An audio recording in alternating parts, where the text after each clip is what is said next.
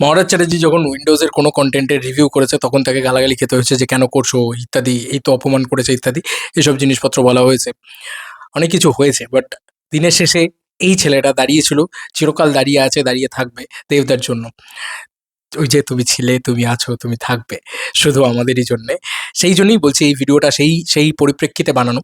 দেখো, একটা বড় রকম চক্রান্ত দেবদাকে মানে দাবিয়ে দেওয়ার, সেটা তো চলছে। তার মানে তার কী কী করা হয়েছে, সে অনেক কিছু করতে পারতো, কিন্তু ওই যে বললাম দেবকে নিয়ে মানে কুৎসা রটানো অনেক বেশি সোজা।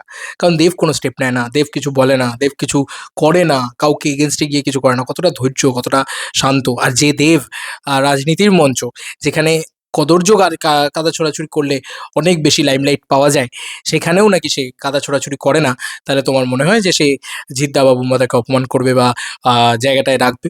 তো যাই হোক, আমি অ্যাজ অ্যান পার্সন, আমি এই মানুষটাকে চরমভাবে বিশ্বাস করি, চরমভাবে ভরসা করি, চরমভাবে ভালোবাসি। ওই যে একটা কথা আমি বলেছিলাম মনে আছে অনেক দিন আগে, রঘু ডাকাতের সময়, দেবদা যদি তোমার আমাকে একটা থাপ্পড় মেরে বলে ভাই তুই করিস না, তোকে চাই না, আর তোকে আমি পছন্দ করছি না, তাও আমি ওই মানুষটার জন্য স্ট্যান্ড হয়ে দাঁড়িয়ে থাকবো যে বস তোমার তো ভালো চাই অলওয়েজ। তো সেই জায়গা থেকে দাঁড়িয়ে এই ভিডিওটা তৈরি করছি। অনেকেই হয়তো এগেনস্টে গিয়ে কথা বলবে, অনেকেই হয়তো ফরে গিয়ে কথা বলবে, জানি না। কিন্তু মহারাজ চ্যাটার্জি চিরকাল দেবদার সঙ্গে ছিল, আছে, থাকবে। দেবদাকে অবিশ্বাস করার মতন কোনো কাজ দেবদা কোনোদিন করেনি, এবং আমিও কোনোদিন দেবদাকে অবিশ্বাস করতে পারবো না। দেবদাকে কাদা ছুঁড়তে পারবো না দেবদার গায়ে। কারণ একটা বড় একটা জায়গা রয়েছে না, দেব দেব মানুষটাকে যারা কাছ থেকে দেখেছে তারা সবাই জানে যে এই মানুষটার গায়ে কাদা ছোড়া মানে নিজের গায়ে নিজের কাদা ছোড়া, বা নিজেকে কেন জানি না মনে হয় যে মানে সুইসাইড করার মতন, যে ভাই আমি এতটা খারাপ মানুষ যে আমি দেবের গায়ে কাদা ছুড়বো, এইটা কোথাও গিয়ে মনে হওয়া। ঠিক আছে, আমি জানি না কারা কিভাবে এটাকে দেখবে, কারা কিভাবে করবে। আমি না মানুষটাকে প্রচণ্ড ভালোবাসি।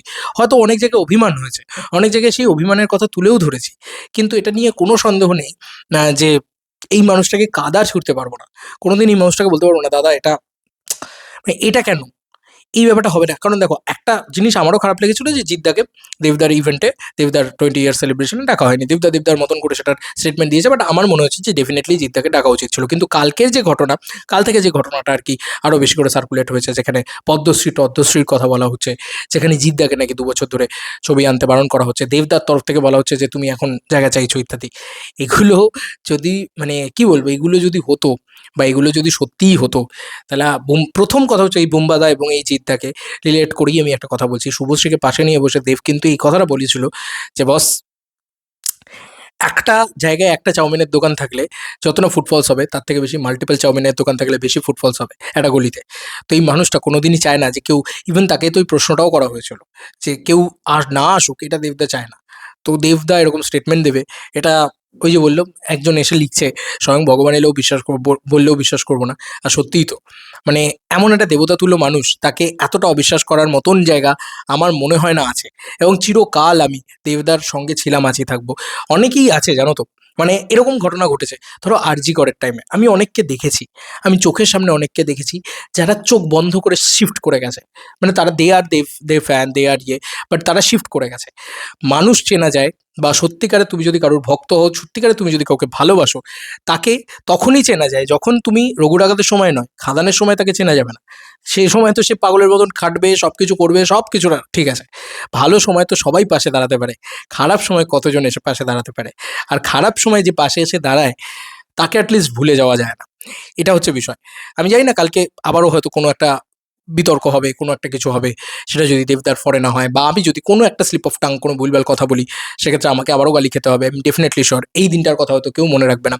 তো আমার খুব ভালো লাগলো, কিছু মানুষ আমাকে কমেন্ট সেকশনে এটা লিখেছে, বস যে যাই করুক না কেন, যে যেভাবেই আ অন্যদিকে হাঁটুক না কেন, আজকে এরকম একটা দেবদার স্টেটমেন্ট শুনে যেরকমভাবেই যে চটে যাক না কেন, তুমি কিন্তু অলওয়েজ দেবদার পাশে ছিলে, আছো, থাকবে।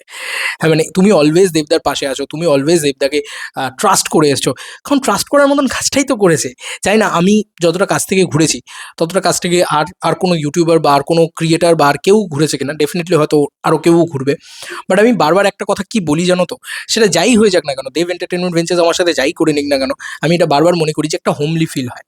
একটা প্রোডাকশন যেটার কাছে আবদার, অধিকার, বস এটা করতে পারো, এইসব সাজেশন সব কিছু চলে ওই প্রোডাকশনের সাথে আমার। মানে এইটা একটা রিলেশন। আমি জানি না অন্য কোনো প্রোডাকশনের সাথে আমার এই জিনিসটা হবে কিনা কোনো দিন ইন ফিউচার, বাট এটা ওই প্রোডাকশনের সাথে আমার চলে বস। অতটাই ভালোবাসা আছে ওই প্রোডাকশনটার প্রতি, যাই ঘটে যাক না কেন। তো সেখান থেকে দাঁড়িয়ে আমি খুব কাছ থেকে মানুষটাকে দেখেছি, অলওয়েজ দেখেছি। সেই মানুষটাকে রেগে যেতেও দেখেছি, সেই মানুষটাকে দুঃখ পেতে দেখেছি, সেই মানুষটাকে আনন্দ পেতে দেখেছি। সব রকম ইমোশনের সাথে দেবদার সঙ্গে কাছ থেকে দেখেছি। হ্যাঁ, হয়তো অনেক ইভেন্টে ইতিমধ্যে যেতে পারি না, অনেক ইভেন্টে যেতে পারছি না, কারণ সব জায়গার আপডেট থাকে না, সব জায়গায় আ পকেটের ক্ষমতা থাকে না। এটা হচ্ছে সবথেকে বড় বিষয়। তো যখন যেখানে সম্ভব হয় আমি চলে যাই, থাকি বা ইয়ে করি। তো বিষয়টা হচ্ছে যে ওই মানুষটাকে যারা আমার মতন কাছ থেকে দেখেছে, তারা আমার মনে হয় এই মানুষটা না মানে এরকম একটা মানুষ, তুমি ভাবো সুপারস্টারদের তোমার মনে হয় যে একটা বেসিক অ্যাটিটিউড থাকবে বা বেসিক ইয়ে থাকবে। বাট এই মানুষটা আমাকে ইন্টারভিউ দেয়নি কোনোদিন। তাতে তো আমার একটা বিরাট বড় ক্ষোভ থাকা উচিত, বিরাট বড় রাগ থাকা উচিত। কিন্তু এই মানুষটা যা বিহেভ করেছে, ধরো একটা গোটা মানে ভরা বেঙ্গল ট্যুরে বলছে, "তোর নাম কি? বলে দে সবাইকে।" মানে অত মানুষের সামনে আমার নামটাকে দেবদা উচ্চারণ করছেন। দেবদাও জানেন আমার নাম কি, আমিও জানি। ইভেন একটা সুপারস্টার সারাদিন ধরে ইভেন্ট করে এসে, "কিরে তোদের কেমন লাগলো?" এই ব্যাপারটাও বলেছে। মানে আমাদের সাথে আলাদা করে কথা বলেছে। তো হি ইজ লাইক মেগাস্টার, মানে এটা একটা বিষয়। তো এই মানুষটার মানুষ হিসাবে যতদিন ভালো থাকবে, এই লেভেলটায় থাকবে, আমি বস এই মানুষটার সঙ্গে আছি। যদি নাও থাকে, যদি কোনোদিন বলে, "মহারাজ তুই করিস না, তোকে পোষাচ্ছে না", বা আমার সাথে যদি কোনো ব্যাড ম্যানার্স ব্যাড বিহেভিয়ার্স হয়, আর কাউকে যদি তুমি মন থেকে ভালোবাসো না, তার উপরে তুমি কুৎসা রটাতে পারবে না। এটা শুধু দেবদা বলে নয়, এটা পার্সোনাল রিলেশনের ক্ষেত্রেও, মানে কোনো মেয়েকেও যদি তুমি ভালোবাসো, তাহলে তাকেও তুমি কুৎসা রটাতে পারবে না। আমি জানি না এটা খুব কীরকম একটা ফিলোসফিক্যাল কথাবার্তা হচ্ছে। বাট এটা একটু ম্যাচিউরিটির জায়গা থেকে দাঁড়িয়ে তুমি ভেবে দেখো। তুমি যদি কাউকে বেপনাহ মহব্বত করো, সত্যিকারের ভালোবাসো, পাগলের মতন ভালোবাসো, তুমি তার নামে খারাপ মন্তব্য করতে পারবে না। সেটাই হচ্ছে দেবদার ক্ষেত্রে আমার। এবং দেবদা কোনো অন্যায় করলে সেটা ডেফিনিটলি আমার মনে হতো যে, "হ্যাঁ, ভাই এটা তো ঠিক না।" কিন্তু এই মানুষটা কেন জানি না কোনোদিন আমার মনে হয়নি যে কোনো এমন কিছু করলো, এমন কিছু অন্যায় করলো, এবং যে কথাটা সে বলেনি সেই কথাটা তার মুখে বসানো হচ্ছে। এটা দেখে খারাপ লাগছে। আর এটা যাচাই না করে আমি বলে দেবো দেবদার এগেইনস্টে দুটো কথা। হয়তো বেশি ভিউজ আসবে, হয়তো বেশি মানুষ দেখবে। কিন্তু ওই যে বললাম এই মানুষটাকে এমনভাবে ভালোবাসি যে এই মানুষটা যদি কখনো কোথাও কিছু জিনিস ইয়ে হয়, যখন বলে, দেখো ওনাকে না আমি অনেকভাবে অনেক জায়গা থেকে অনেক রকমভাবে কিছু করতে পারি। এটা আমার রুটি-রুজি ভাই। এখানে আমি কাজ করি। এটা করে দুটো পয়সা আসে, সেই পয়সায় আমার চলে, পরিষ্কার কথা। সেখান থেকে দাঁড়িয়েও আমি চেষ্টা করি অলওয়েজ এই মানুষটার বেস্টটা তুলে ধরার, ভালোটা তুলে ধরার। ডেফিনিটলি দেবিয়ান্সরা ভালোবাসে। তার একটা বড় রিজন কিন্তু আমি দাদাকে প্রচণ্ড ভালোবাসি। আমি দাদার ক্ষতি চাই না।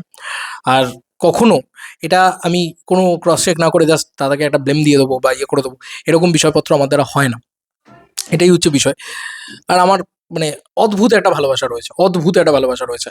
সেটা অনেকটা দূর থেকে হলেও লং ডিসট্যান্স রিলেশনশিপের মতন ওর থাকবে, চিরকাল থাকবে, এবং খুব, খুব ভালোবাসা থাকবে। তো দাদার কোনো কিছু, দাদার না ভিডিও বাইট এলো, না কিছু এলো, দম করে দাদার নামে বলে দিলাম। এটা আমার না ঠিক হয় না, আমার দ্বারা হবে না কোনোদিন বস। যাই হোক, তেজস্বী 7 নিয়ে অনেক বিতর্ক হবে, অনেক মানুষ আসতে দেবে না, অনেক কিছু হবে। বাট চিরকাল যদি দেবদার পাশে কাউকে স্ট্যান্ড বাই দাঁড়িয়ে থাকতে দেখো, সেটা আমাকে দেখতে পাবে। চিরকাল পাবে এটা। জানি না কে কোন দিন কখন পাশে থাকবে, কে কখন চলে যাবে। কিন্তু এই যে আরজিকরের সময় আমি সবথেকে বেশি দেখতে পেয়েছিলাম যে, ওমা! যারা দেবদার পাশে দাঁড়িয়েছিলেন, তারা নেই আর। মানে ইভেন খুব ক্লোজ মানুষজন যারা আমার ক্লোজ ছিলেন, ফ্যান্সদের ভিতরেই বলছি, তারা দেবদাকে নিয়ে উল্টোপাল্টা পোস্ট করেছেন। কিন্তু কেউ জানলেনই না যে দেবদারও বাবার শরীরটা খারাপ হয়েছিল। সেই দিনকে কিন্তু এই মহারাজ চ্যাটার্জি ভিডিও বানিয়ে গেছে। দেবদার কোনো পলিটিক্যাল ভিডিও বানাতে গিয়ে নিজের গায়ে কখনো মনে হয়নি যে আমার গায়ে রাজনীতির রং লাগছে না তো? আমার গায়ে কোনো রাজনৈতিক বিষয়পত্র হচ্ছে না তো? এসব নিয়েও কখনো মনে হয়নি। তার একটাই মাত্র রিজন হচ্ছে বিকজ অফ দেবদা। ভালোবাসি ভাই মানুষটাকে। আমার যদি মানে জীবন ধ্বংস হয়ে যায় তাও ঠিক আছে, বাট এই মানুষটাকে চরম ভালোবাসি। সেই একটা মানে হয় না যে একটা অদ্ভুত পাগলামি রয়েছে, অদ্ভুত উন্মাদনা রয়েছে। হ্যাঁ, হয়তো বয়সের সাথে, সাথে সেটা আরো বেশি ম্যাচিউরড জায়গায় চলে যাবে। তো মানুষ দেবকে যারা খুব কাছ থেকে দেখেছে, ইন্টারভিউ করতে লাগে না সবসময় তাকে কাছ থেকে দেখার জন্যে।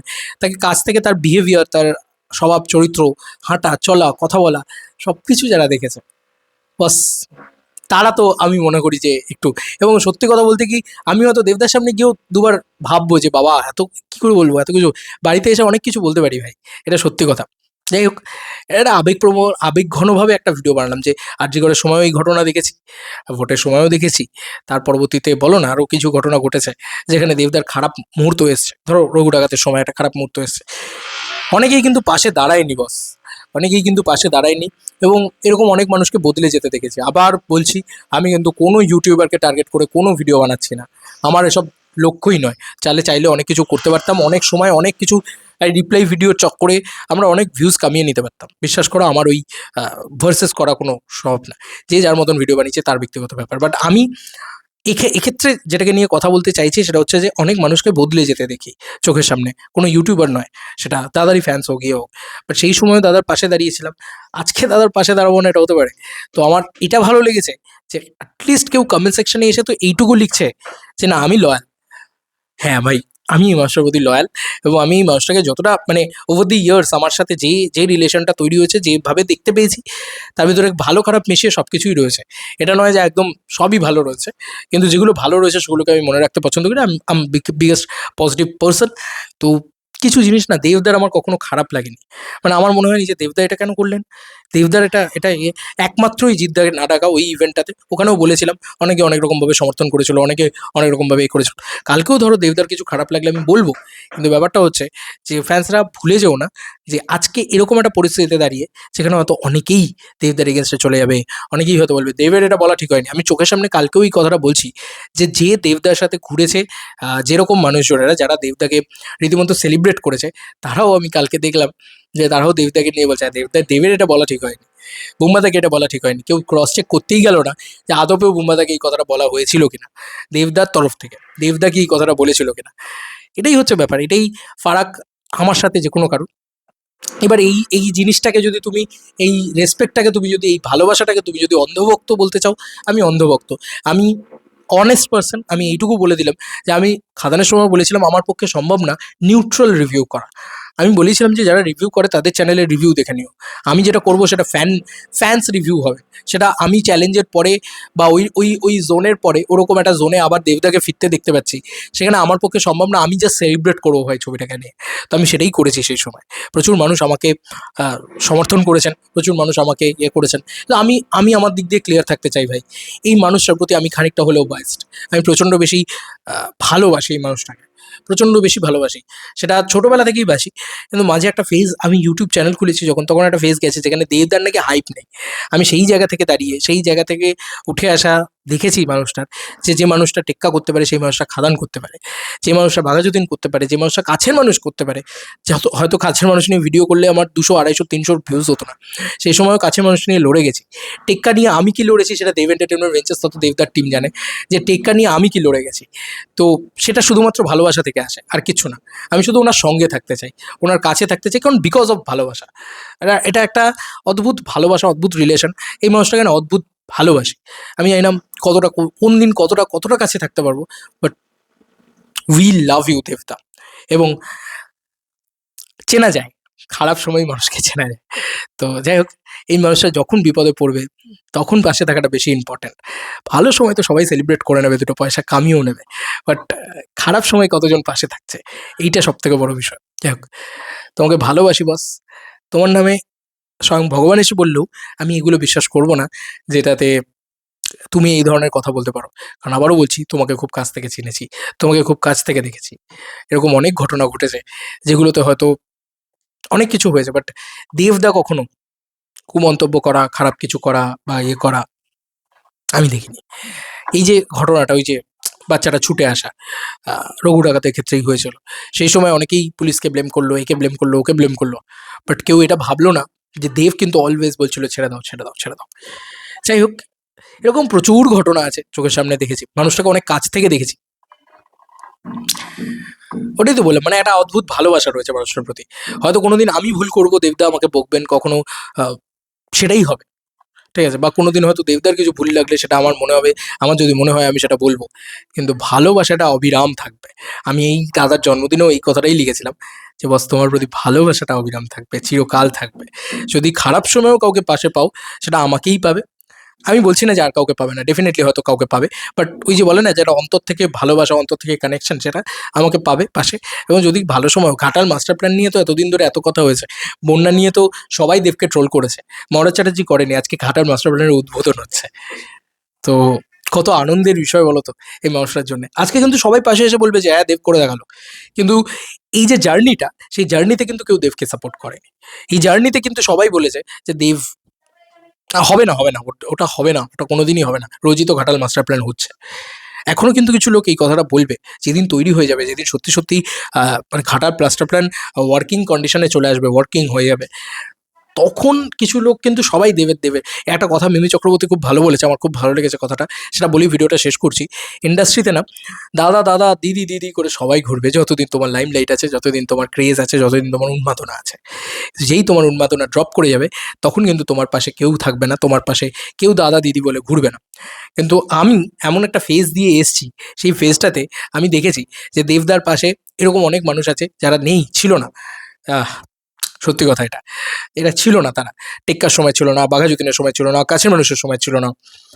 আমি কিন্তু কাছের মানুষের জন্য পাবলিক কি হয়, পাবলিক রিয়াকশন বা পাবলিক এটা শুধু হল রিয়াকশনের কথা বলছি না, কিন্তু পাবলিককে জিজ্ঞেস করেছি আপনার কাছের মানুষ দেখার জন্য কতটা এক্সাইটেড। এই আইডিয়া কিন্তু আমি ব্রেক করেছি, বলেছি বলেছি সবার কাছে গিয়ে। সেই সময় কিন্তু আমি সেই মানুষটার পাশে থেকেছি 200 জন ভিউজের জন্য। কোনো ইভেন্ট করলে দেবদার 200 মানে 600 থেকে 800 ভিউজ হতো। সেই সময় থেকে আমি এই মানুষটার পাশে থেকেছি। কখনো এই মানুষটাকে বিট করে মনে হয়নি যে আর কাউকে করি, চুজ করি বা ইত্যাদি। সেই সময় থেকে মানুষটাকে দেখে গেছি। আর ফাইনালি আজকে যখন তার মেগা স্টারডাম, মেগা সবাই তার পাশে রয়েছে এখন, তখনও দেখছি। তো এটাই হচ্ছে বিষয়। এই ওভার দি টাইম অনেক, অনেক দিন কেটেছে। এমন অনেক কিছু হয়েছে যেখানে প্রচুর, ওই খাদানের ক্ষেত্রে তো প্রচুর। পকেট থেকে টাকা দিয়ে প্রচুর, প্রচুর জায়গায় গেছি। ৭ দিনের সিঙ্গেল স্ক্রিন ট্যুরে আমি সবথেকে বেশি টাকা খরচা করলেও আমি মানে রিটার্নের এক্সপেক্টই করিনি। জানি না ভগবান খেয়ে পরে বাঁচিয়ে তো রেখেছে, ব্যাস দ্যাটস ইট, এইটুকুই। বাস তোমার এইটুকু আশীর্বাদ করো আমার দর্শকের কাছে, আমার এইটুকু হাত জোড় করে বিনীত অনুরোধ, বিনীত আশীর্বাদ করো এইটুকুই, যে দেবদার জন্য যেন ভাই জানটা অলওয়েজ থাকে। আর এইটুকু সামর্থ্য থাকে যাতে, যে ভগবান যাতে এইটুকু আমাকে দিয়ে দেয়, যে এই মানুষটার প্রতিটা ইভেন্ট, প্রতিটা জায়গা খবরও পেয়ে যাই আর চলেও যেতে পারি এবং করেও নিতে পারি। শুধু ইভেন্ট করা বড় কথা নয়, এই মানুষটার সঙ্গে থাকতে পারি যেন সারা জীবন, এই মানুষটার ফরে হয়ে কথা বলতে পারি যেন সারা জীবন। এইটুকুই চাহিদা তোমাদের কাছ থেকে, যে এইটুকু ভগবান আমাকে দিয়ে দিক। আমার বেশি কিছু চাই না, আমার বেশি লাক্সারি চাই না। আমি এইটুকু জীবনে দিয়ে দিক, যাতে আমি দেবদার সাথে দেবদার কাজগুলোকেও যেন নিজের পয়সা দিয়ে অনেকটা ভাবে করতে পারি, আর একটা জান লাগিয়ে করতে পারি। খুব ভালোবাসি লোকটাকে। সেইটা কেন জানি না কালকে অনেকে বুঝতে পেরেছে, অনেকে কমেন্টস করেছে। আমার নিজেরও ভালো লাগলো সেটা দেখে, যে অনেক মানুষ এত সুন্দর করে কমেন্টস করছে। তাই ভাবলাম একটা ভিডিও বানাই। ভিডিও বানাতে বানাতে তো আমার ভিডিও জানোই, সেই তো 18 মিনিটের কাছাকাছি চলেই গেল। যাই হোক, থ্যাংক ইউ সো মাচ যারা এখনও ভিডিওটা দেখছো। চলো বন্ধুরা, নতুন কোনো ভিডিওতে দেখা হবে। Bye bye. লয়াল দেবদার ফ্যান। Bye by.